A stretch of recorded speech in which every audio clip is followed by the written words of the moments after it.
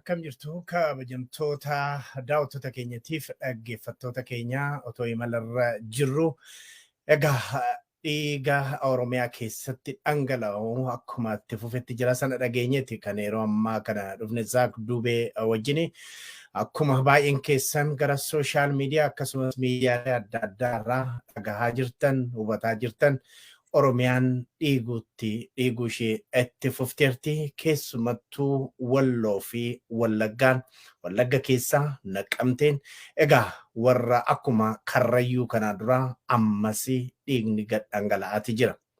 Akkuma egaa sooshaal miidiyaa irraayis akkasumas immoo karaa OMN'tiin dhagahaa jirtanitti wallaggaa naqamtee keessatti dargaggoonni 4 poolisii Oromiyaatiin magaalaa naqamteetti rashanamaniiti jiru. Dargaggoota kana keessaa yoo xiqqaate 2 isaanii dhiyeenya kana mana hidhaa Qaallittii keessaa Qaallittii yookiin Qilinxoo sanaddaan baafadha. Kan dhiyeenya kana mana hidhaatii gallakkifamanidha kan naqamteetti ajjeefaman. Bifa biraatiin immoo walloon egaa akkuma beektan duula Minilik sadaffaadhanii Oppiidiyoon finxaaliyyaa amaaraa warra lafa babal'ifachuu warra sirna immiyyee deebisanii dhaabuudhaaf fi tattaafataa jiran wajjin walii galuudhaan Oppiidiyoon walloo dhiigsaa jirti, walloo ajjeesaa, walloo dhugaatii jirti. Keessumaa dhiyeenya kanatti walloo Arxummaa Fursee akkasumas walloo Aanaa Daawwaa keessatti yoo xinnaate namoonni gara 47 ol ta'an Oppiidiyoo Biltsiginnaa Faannoo Faashistii wajjiniin walii galuudhaan ajjeesanii jiru. Egaa kana dura akkuma yaadannu dhiyoodhuma kana gaafa mudde tokko abbootii gadaa karrayyuu rashanuudhaan poolisiin naannoo Oromiyaa rashanuudhaan eega karrayyuutti dhangalaasee ture. Egaa kaayyoonsaa Oromoo hoggansa malee hambisu keessattuu Oromoo biratti kabaja guddaa kan qabu sirna gadaa balleessuudhaa fi kan aggaamame ture. Ammas egaa dhiiga kana dhangalaasu Oromoo ajjeesuu itti fufuudhaan naqamteetti yoo xiqqaate dargaggoonni 4 naqamteetti poolisii Oromiyaatiin egaa yeroo ammaa kana poolisii Oromiyaa jechuudhaan yuunifoormii poolisii Oromiyaa uffatee kan jiru waraana Eertiraatii fi akkasumas immoo Faannoo kan naannoo Amaaraati. Finxaaleeyyii naannoo Amaaraa warra zamachaa Minilik galmaan ga'uudhaaf bobba'an akka ta'e beekamaadha. Zaak mee gara keettan darbattan deebi'a. Ayyee galatoomi guyyaa baay'ee nama gaddisiisudha. Kan naqamtee dhagahee odeeffannoon gara wallootiin jiru baay'ee qulqulleeffachuudhaaf wanti taasisaa turre akkuma beektu kominikeeshiniin addaan citu wajji wal qabate rakkoo cimaatu ture. Garuu walloon irraallee waan jiru qulqulleeffachuu dandeenyee jirra. Kan naqamtee kanatti dargaggoonni 4 ajjeefaman akka gabaasa naannoo sanarraa nu ga'etti Abubakar naqamtee naannoo Qassoo jedhamu dhalatee nama guddateedha. Amaanu'eel sanyii fi barreessaa Nimoona Ijjigu namoota jedhamanidha. Ijoolleen 4 rashanamanii ajjeefaman kun jechuudha. Kabaja maatiitii fi kabaja isaaniitiif suuraa isaanii asirratti qabsiisuu kan ajjeefamanii bakka gataman mul'isu asirratti qabsiisuu hin dandeenye malee bakka ajjeefamanii itti gatamaniis suuraa fi odeeffannoon dabalataa wantoonni nu gahan jiru. Kan walloos bifuma wal fakkaatuun bakka ajjeefamanii namoonni itti gatamanii suuraawwan nu gahanii jiru. Miidiyaa irratti qabsiisuu hin dandeenyu. Waan baay'ee garaa nama nyaatu wanti godhamaa jiru kun qaamonni olaantummaadhaan geggeessaa jiran Biltsiginnaa naannoo Amaaraa, Biltsiginnaa naannoo Oromiyaa keessaa akka biraanchi Biltsiginnaa naannoo Amaaraatti ta'anii warra dalagaa jiranii fi waraanaa fi tika Eritiriyaa Itoophiyaa guutuun guututti to'atee jiru akka ta'e odeeffannoon gama adda addaatiin nu gahaa tures ibsaa turres. Akkuma beekamu Biltsiginnaan marii ta'anii murtoo kennatan keessaa tokko namoota iliitii qaroo sabaa ijoollee jedhaman dargaggoota irraa kaasee haga nama guddaa kan gahan at least nama miliyoona 2 karaa irraa bifa adda addaatiin yoo dhabamsiifne Itoophiyaa invision goonu Itoophiyaa miyya Minilik jalqabee fixuu dadhabe sana ijaaruu dandeenya piroojeektii jedhuun deemaa jiru.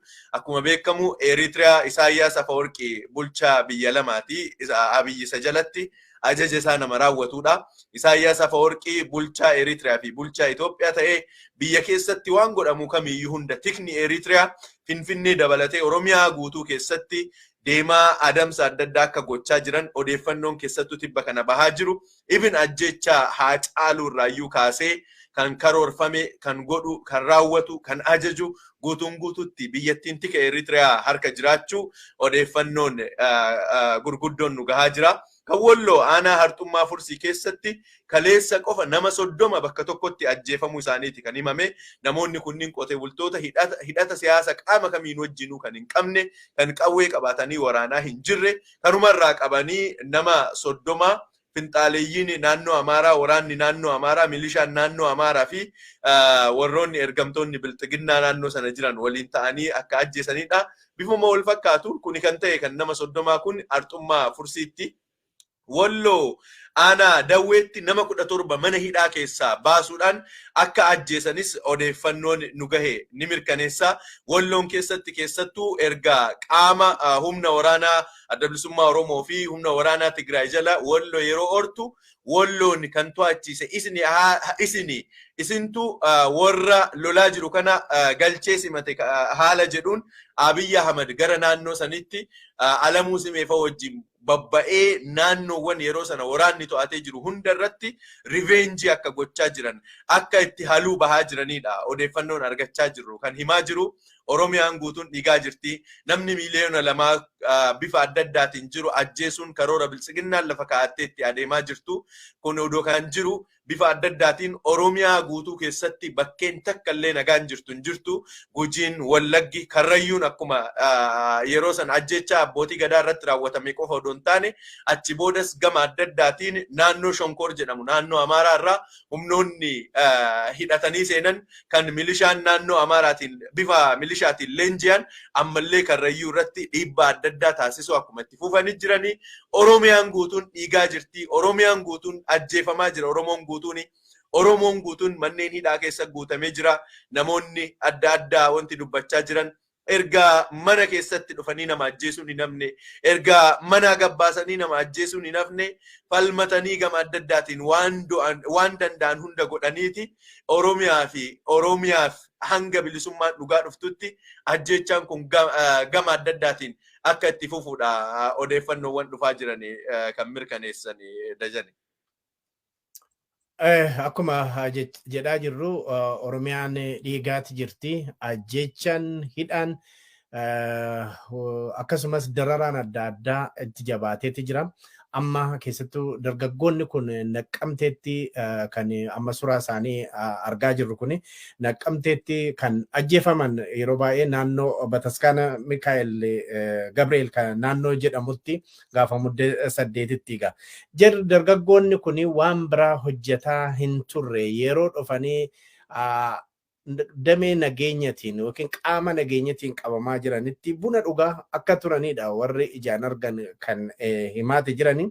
Akkuma duraan jedhe dargaggoota kana keessaa kaan isaanii kan Qilinxootti kanaan dura yeroo sochii qeerroon OPDO amma aangorra jirtu kan akka Abiyyi aangootti fide kun warra yeroo sana qabsoo keessa waan turee fi hidhamanii Qilinxoo akkasumas Maakalaawii forratti hidhamanii turanidha. Mana hidhaati bahanii maalatti baanee ifa argine yeroo jedhanitti deebi'aniiti kan ajjeefamanii. Egaa dargaggoo kana akkuma isiniin jedhee dargaggoonni kunneen waan biraa godhanii miti otoo buna ta'anii dhuganidha kan ajjeefamanii. Lamaan isaanii akkuma jiraattotuma kan dhalatanii guddatanii akka Naqqamtee keessatti ta'edha kan dubbatamu. Lamaan isaanii garuu gara Wallaggaa dhihaati yuunivarsiitii Wallaggaatti barachuudha kan dhufanidha. Egaa haatiif abbaan ijoollee isaanii mana barnootaatti ergatanii ijoolleen keenya nu barattee boru nama taatee ofis dandeessee nuyis rakkoo keessaa baafti jedhanii yeroo warri eeggatanitti OPDO'n gad itti baatee bifa kanaan ajjeeftee jirti. OPDO'n yeroo ammaa kana Oromiyaa keessatti operate godhaa kan jirtu waraana Eertiraa akkasumas milishaa naannoo Amaaraa keessattuu ka warra sirna Minilik deebisanii gad dhaabuudhaaf qabsaa'aa jiran warra faannoo Minilik Birgeed jedhamu wajjiniin akka ta'edha. Yeroo hedduurra deddeebinee dubbannee irraa uffata yookiin yuunifoormii poolisii Oromiyaa yookiin immoo waan milishaa Oromiyaa kana uffataniiti kan humni Eertiraatii fi ka warra naannoo Amaaraa Oromiyaa keessatti opereet kan godhaa jirani. Namoonni biyya alaatti hiriira bahaa jiranii kanaaf waraanni Eertiraatii fi waraanni naannoo Amaaraa Oromiyaa gad lakkisee haa bahuu qabaa jedhanii kan iddoo adda addaatti dhaadannoo adda addaa dhageessisaa kan jirani. Egaa ijoolleen kun lamaan ka warri keessa du'an keessa kana fakkeenyaaf kan akka Abubakar Nuuree jedhamu qabsoo qeerroo waggaa 4 dura adeemsaa ture keessatti haddu dureedhaan kan qabsaa'aa ture. Sababa kanaanii Qilintoof Maayikalaawwitti kan warra hidhamaa turan keessatti akkasumas Qilintoo Maayikalaawwis Qaallittiittis ijoolleen kun achi keessaa hidhamaa akka turanidha odeeffannoon garasii nu ga'e kan mul'isu. Egaa zaak kana dura yaadatta yoo ta'e baay'ee hin turre bifuma wal fakkaatuun ijoollee dargaggoota 5 Naqamtee keessatti erga rashananii booda OPDO'n akkuma amala ishee sanaa yeroo darbesi ijoollee achitti rashananii 5dha jedhaniin. Amma ammaatti amma nuti istuudiyoo seennutti waan tokko dubbachuu haa baatanii yookiin odeeffannoo nu qaqqabullee yoo baatellee ijoolleen kun ammas ibsa communication Oromiyaa gurbaa Haayiloo Addunyaatiin jedhamu tokko hoogganamu amma gadi ba'ee 5dha jechuun hin hafu yookiin Araarsaa Mardaasaa kan ijoollee Oromoo yookiin Oromoo kamuu kan ajjeesu Araarsaa Mardaasaa kun gadi ba'ee akkuma amala isaa 5 amma kana finne jechuun isaanii hin oolu. Akkuma yaadattu kana dura dargaggoota 5 naannoo Naqamteetti rashananiiti tarkaanfii 5 irratti fudhannee jedhan. Dhiyeenya kana abbootii gadaa Karrayyuu irratti tarkaanfii fudhatanii nama 14 ajjeesaniiti 5tu ajjeesee jedhan. Takka turanii garuu namoota abbootii gadaatii fi maanguddoota Karrayyuu gara 23 ta'u fuudhanii magaaladhuma naannoo sanatti argamtutu gara Moojootti erga hidhanii booda namni tokko reebanii achi keessaa ajjeesan. Egaa walumaa galatti abbootiin Karrayyuu abbootiin gadaatii fi maanguddoonni Karrayyuu kan du'anii gara 15 qaqqabaniiru. Isaan kanas 5tti quba qabuutu jira. Akkuma Jawaar Muhammad kana dura jedhee maqaa 5tiin Oromootti quba qabanii maqaa balleessanii booda ajjeesu. Oromoot isaan 5 jedhanii Oromoodha nuti hundumtuu 5dha jedhanii namoonni baay'een kan dubbatanii fi kanaaf yeroo ammaa kana kan akka poolisii komishinii poolisii Oromiyaa Araarsaa Mardaasaa fa'aa kan lammata immoo kan Arsii keessatti nama ajjeesuudhaan beekame itti aanaan bulchaa naannoo Oromiyaati kan jedhamu kan akka Waloo Abdoo isaan kanaan kan gaggeeffamudha. Skwaadiin nama ajjeesu kun egaa gara Oromiyaa dhihaatti kan Naqamtee akka fakkeenyatti kaafne malee Wallaggaa dhihaa keessatti Wallaggaa bahaa keessatti waan duguuggan sanyii Oromoo irratti adeemsifamu. Namoonni naannoo sana quba qabaatanii Wallaggaa keessaa namni dhumaati jira, Wallaggaan duguugamaati jira, Wallaggaan namni irraa dhume lafa duwwaatti hafaati jira. Afaan qabatanii hin taa'inaa jedhanii waamicha yeroo isaan godhanii dhaga'ama Gaazaak. Kan walloo duraanuu zamachaa Minilik yookiin Birgeediin Minilik kana duras warra wallootti duulee kan baay'ee nama jibbisiisu Shawaa Roobititti ambulaansii keessaa baasanii nama ajjeesaa turani. Amma keessattuu TPLF waraanni TPLF fi waraanni bilisummaa Oromoo naannoo walloo sana erga to'atanii turani. Amma akka revenge haaloo ba'uudhaati kan isaan godhaa jiranii akka odeeffannoo achi namoonni achi jiran nuu kennanitti haaloo ba'uudha. Keessattuu kashilabboonni naannoo Amaaraa jiranii uffata yookiin yuunifoormii kan makalaakaa kana uffachuudhaan mana Oromoo irra deemanii Oromoo saamu, Oromoo ajjeesu Kanaaf warri xinnoo humna qabanii dhokachuudhaa fi bosonatti akka galan gaaratti akka galanidha kan dubbatamu. Kun hundumtuu ta'aa yeroo jiru yeroo tokkotti arxummaa fuursii irraa namni 30 rashaname daawwirraa immoo aanaa daawwirraa 17. Kun egaa zamachaa minilik kana waan dhoksaa qabu miti gadi baanii baajii isaanii sana keewwatanii zamachaa minilik akka itti fufan. Zamachaa minilik sun immoo Oromoo irratti eenyummaa Oromoo irratti by the way kana dura hiriira naannoo Amaaraatti adeemsifame keessatti Oromoo irratti dhaadataa akka turan sabboonummaa Oromoo balleessuun barbaachisaa akka ta'e kaan isaan immoo Oromoon wallaggi kan Oromoo miti walloon kan Oromoo miti jechaa dhaadatanii akka turanidha. Egaa walumaa galatti kun akka fakkeenyaatti fudhatame malee Oromiyaa keessattuu amma zaak odeeffannoon gara Oromiyaa bayaa Harargeedhaa si dhaqqabu. Baay'ee kan si gaddisiisu ijoolleen dargaggooti manatti galuu dhorkanii milishaan olii gad ariitee tajjeefti heenidhu kan qabanii humnaan makkalaakaatti seeni jedhuuni ijoolleen dhokattee warri hidhamaati jiru Arsiinis Baalenis bifuma kanaan makkalaakaadhaan maallaqaan mana fidaa jedhanii maatii rakkisaati jiru.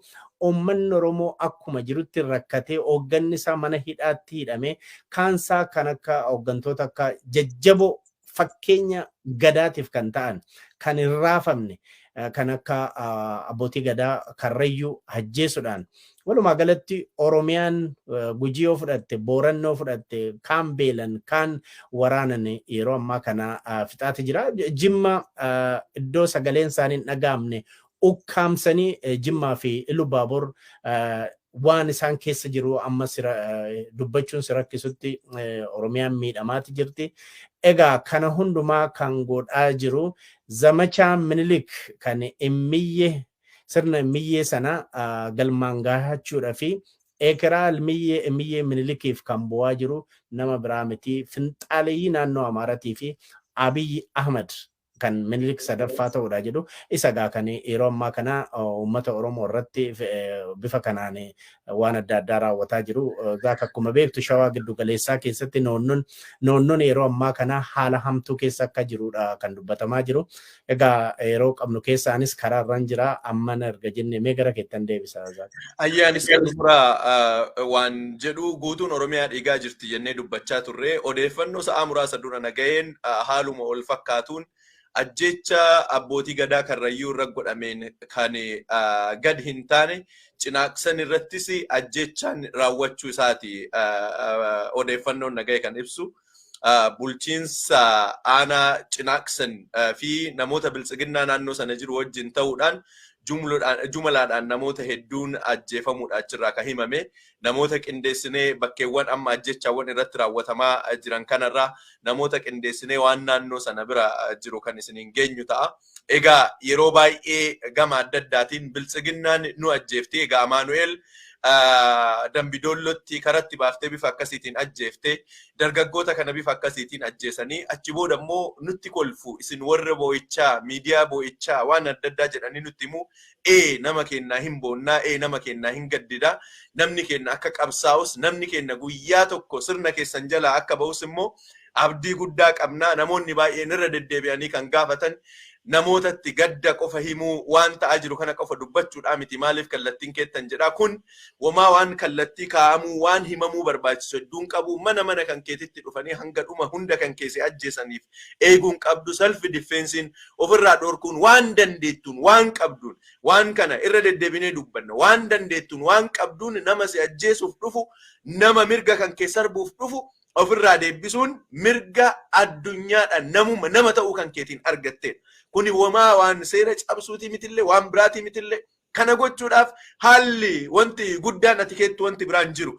Caasaan arra bifa akkanaatiin nama waamee si ficcisiisaa jiru. Caasaan warra tika Eritiriyaa si waamaa jiru. Caasaan warra biltsiginnaa Amaaraa sitti affeeree gara kan kee fidaa jiru. Caasaan shaneetu naannoo kana jira jedhee humna addaa naannoo Amaaraa hidhachiisee sitti fidaa jiru. Fagoodhaa miti. Achuma naannoo makan kee ijoolleetu jiran. Naannoo makan keetti warra biltsiginnaa hojjetaa jiran. Naannoo kan kee biltsiginnaa si waamee mana kan keetti si ajjeesurraa yoo qulqulleessite naannoo kan kee haala danda'ameen yoo eeguu dandeette chain of commandiin odeeffannoon gubbaadhaa gadi bu'u jiraachuu hin danda'u. Yoo warri gara Naqamte, warri gara Cinaaqsa, warri Halloo, warri Haxxummaa Fursii bakka jiru hundatti biltsiginnaawwan naannoo isaanii taa'ee gubbaarraa nama itti waamee ficcisiisaa jiru. Haala danda'aniin ofirraa dhorkuu danda'an cheeniin sun addaan citaa qaamni biraa dhufee si waraanee si ajjeesuu hin danda'u. Kanaaf naannoo kan keerraa jalqabe, ganda kan keerraa jalqabe, godina kan keerraa jalqabe, aanaa kan keerraa jalqabii namoota si ajjeesaa jiran, namoota si ajjeesuuf si karoorfataa jiran, namoota kichuuwwan kana guyyaa guyyaadhaan bifa akkanaatiin akka gaddinu, guyyaa guyyaadhaan akka bo'aateen, guyyaa guyyaadhaan gurraacha namoota nu uwwisiisaa jiran kana ofirraa dhorkuu yoo hin dandeenye gaddi kennas dhuman qabu gandaa fi maqaa jijjiiraa yeroo adda addaa walitti deebi'uun kennan hafu. Biyya hoogganaa angawaa biyya biraatiin hoogganamtu, biyya angawaa abbaa gadaatu nu bulchaa jira, sirna gadaatti bullaa jira, maali akkana jedhamu dhageenye. Warroonni tika Eritraa dhuma irratti dubbiin kun bifa akkanaatiin yoo deeme lammiilee Eritiraafuu nu sodaachisaa warroonni jedhan gadi bahanii dubbachaa jiran. Namootna haga Naqamte irraa kaasee jala gubbaa Wallagga irraa kaasee haga Arsii Baalee mataa gubbaatti tika Eritiraatiin to'atamu namoonni achi keessa ramadamanii namoota ajjeesaa turan. Ajjeechaan Haacaaluu irra raawwate akka liistii isaanii irra ture warra tika Eritiraatu bahee dubbataa jira. Haacaaluun dargaggoota nukka kaasuu danda'a. Bifa adda addaatiin dhageettii qaba. Namoota akkasii karaa irraa gorsuu qabna. Hidhaan hooggantoota Oromoo karoorfamee Isaayyaasiin akka raawwate himamaa jira. Because humni Oromoo kun yoo ol ka'e, humnoonni federaalaa kun yoo ol ka'an badii isaan raawwatan kanaaf gatii kafalchiisuu akka danda'u beekanii waliin qindaa'anii waliin hojjechaa jiran. Ajaja kan kennu Isaayyaas Afawarqiiti. Isaayyaas Afawarqi immoo ajaja kan kennaa jiruu fi Abiyyi akka kana raawwatu kan gochaa jiru. Wanni lamaan isaanii amma booda haalli jireenya namoota lamaan kanneenii walii hidhatee jira. Addaan bahuu hin danda'an. Gaafa addaan bahan akka dhumatuuf beekanii jiran. Oromoo kan isin ajjeesaa jiru. Oromoo kan isin dhufee isin fixaa jiru. Humna biyya keessaaf biyya alaatiin walitti qindaa'ee isin fixaa jiru kana naannoo keessan irraa jalqabdanii of qulqulleessuu, naannoo keessan irraa jalqabdanii ofirraa dhorkuu yoo eegaltani takkallee kan isin dhufu hin jiru. Cinaaqsan akka dhufu biltsiginnaa cinaaqsan. Biltsiginnaa cinaaqsan cheenii biltsiginnaa cinaaqsaniitu kan godinaatti dabarsa, kan godina aanaatti dabarsa, kan aanaa godinaatti dabarsa, kan godina naannootti dabarsa. Naannoon federaala jedhaa warri federaalaa warra Eritraa wajjin ta'ee isin fixaa jira. Akkanatti beekadhaa. Akkanatti waan dandeettaniin ofirraa dhorkadhaa. Self defensiin yookaan nama si ajjeesuuf dhufu ofirraa dhorkuun seera addunyaatu si eeyyamaa. Hanga kana gootutti guyyaa guyyaadhaan bo'uun, guyyaa guyyaadhaan gadduun keenya nafu. Waan danda'ame hundaan qabsoo bilisummaa Oromoo qaama godhaa jiru hunda cinaa dhaabbannee haga sirna kana ofirraa kaafnutti gandootuma maqaa adda bahaa malee yeroo adda addaatti bifa akkanaatiin ajjechaan nutti deddeebi'uun isaa waan hin hafne jedheen xumura Dajan. Akkasuma Zaakigaa dhuma irratti amma kan nama inboxinaa godhe jira. Kanas itti dabalee cufa. Jamaal Adam jedhama. Barataa kutaa 12ti. Dhalataa godina Harargee lixaa. Aanaa Odaa Bultum Araddaa Kooyyeeti. Kaleessa galgalaa mudde 17 rasaasa bilxiginnaatiin dhaame amma hospitaala jiraadha kan jedhamaa jiru. Egaa wanta akkasii kuni Oromiyaa guutuu keessatti adeemsifamaa jira. Kan hin himamne kan akka Booranaatti kana dura dhoksaadhaan hojjetamee ture. Kan hin himamne hedduutu jira. Egaa kan bifa adda addaatiin namoonni dabarsaa jiranii Oromoon gara laafina kana dhiisee yookiin immoo reenfa lakkaa'uu dhiisee yookiin dararaa lakkaa'uu dhiisee xannoo ishee waan itti adeemaa jiru kana ofirraa qoluudha fi of qopheessuun akka irra jiraatudha dhaamamaati kan jiru.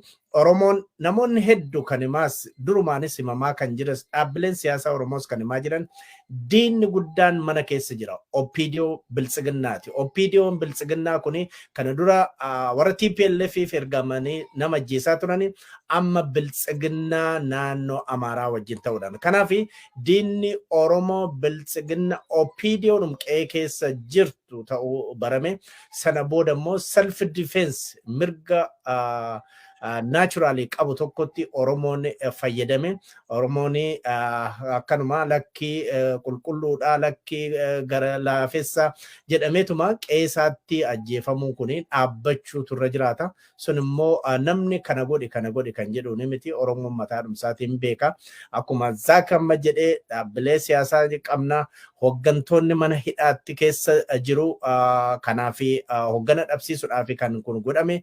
Warra Karrayyuu waan isaan ergamuu fi didanii walloon fi Karrayyuun waraana biltsiginnaani zamachaa minilik jettee adeemsiftu kana faanaan dhaabbannu waan jedhaniif yeroo akka maleetti rashanaati jiru. Kanaaf Oromoon waliigalee kan gama hundumaan qabsaa'u maddii dhaabbate diina qeesaa keessa jiru kanaan lakki nagahee jechuunitu irra jiraata kan jedhu ergaa namoonni hedduu nutti erganidha. Egaa karaarra jirraa dhimmoota biraa hordofne.